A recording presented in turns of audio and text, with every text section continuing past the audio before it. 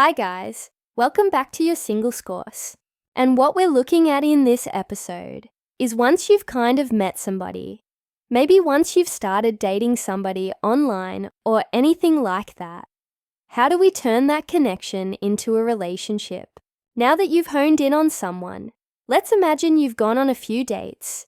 You've honed in on someone. How do we make it a healthy momentum? Now the thing that you need to be aware of when you go from just a few dates and how to transform it into a relationship that in between. In the interim, you might experience something called lyrance.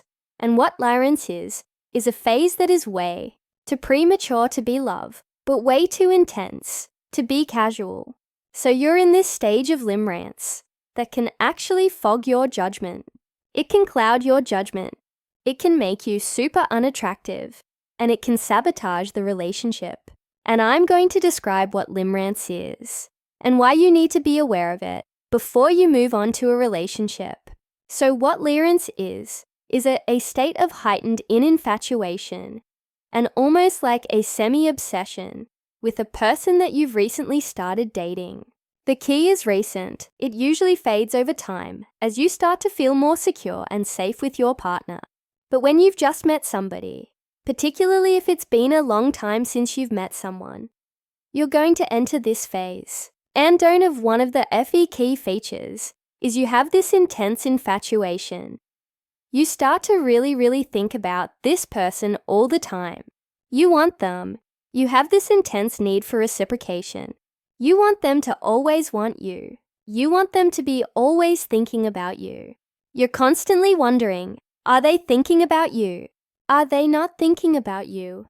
You want to almost get inside their head and hijack their thoughts and implant yourself in there. So you really want to know if they feel the same way, and you don't know if they do or don't. That's the whole point of limits. You don't actually know where you two stand, but you do know you're really intensely interested.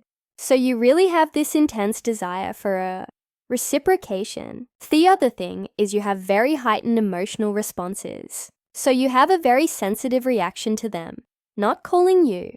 Super sensitive to them following another person online. Really sensitive. If they haven't arranged a date, you are. Your emotions are very much regulated by where you stand with this person. So if they're calling you and they're going to see you on the weekend, you're looking forward to the weekend. If you don't know, if you haven't heard from them, you're all anxious about the weekend. You have this really great heightened emotional response to everything they say and do to you. Another thing that you do in lyrance stage is you idolize them and put them on a pedestal. You straight away are thinking, this person, I could marry them. And I wonder what my mom would think. But then our wedding would be on this day, and so many people would be coming.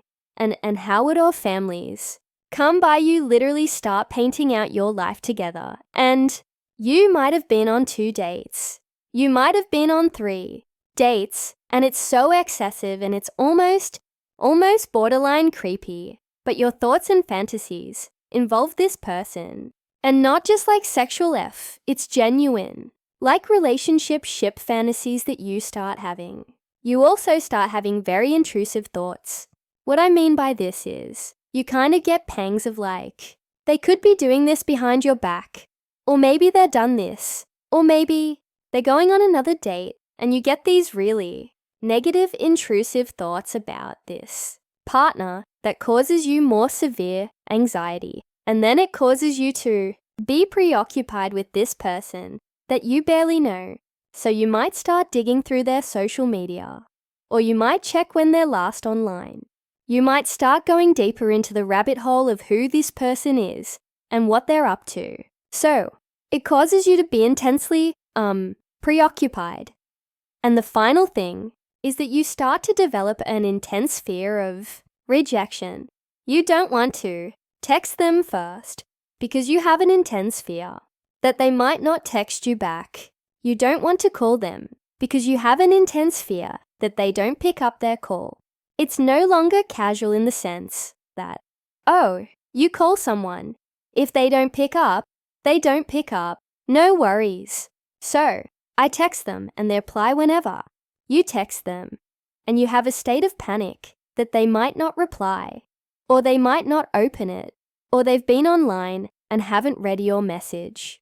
That intense fear rejection, which is disproportionate to the level of connection that you've got with each other. This is the stage of limerence. Now, limerence can be a precursor for love, but it might just be a stage on its own, and it might just be a signal that this relationship might not work out. We don't know. It's too early to tell. But the main problem with limerence and how it can lead to failure in relationship is when you're in the limerence stage, you're more likely to ignore red flags. You're more likely to ignore the deal breakers that you would normally never forgive in somebody. But because you're in this state of limerence, you're ignoring it. And the reason why that's a problem is ignoring those red flags doesn't mean they don't exist. So when you do get into a relationship with this person, you would have your foundation would have contained many deal breakers, and then the relationship's more likely to end. So the reason why, even when you enter this limerence stage, it's really important to take this person off their pedestal. It's really important to still have your eyes open to the red flags. Always have them open to the red flags. Not because you're a detective and you want to be negative, but just so that you don't ignore them because you're so intensely preoccupied. And how you can figure out what the red flags are is you might ask little things, like you try and find out their attachment style. You try and find out what their family background is like. Are they from a stable home? Are they from a corrupted home?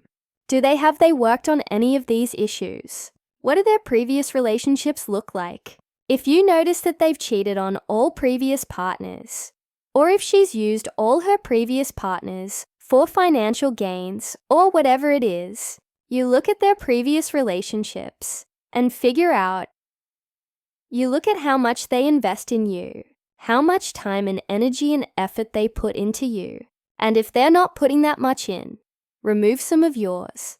Don't expect them to give you more. Just remove some of yours to restore the balance. Have a look at their social media habits. Are their social media habits conducive to a positive relationship? Or is it going to lead to deal breakers in your future? Look at your lifestyles. Are your lifestyles compatible? Do you both do similar things on the weekends? Do you both value family the same amount? Do you both have the same spending habits? What are your lifestyles like? Are they still compatible or are they not? Also look at how they resolve conflict. Look at how they communicate. Do they openly communicate? Do they resolve conflict? Or do they stonewall? And are they quite guarded? Have a look, all of these things. Now, so the reason why this is important is it will help you remove your limerence stage and go back into actual assessment. If this is good for me stage,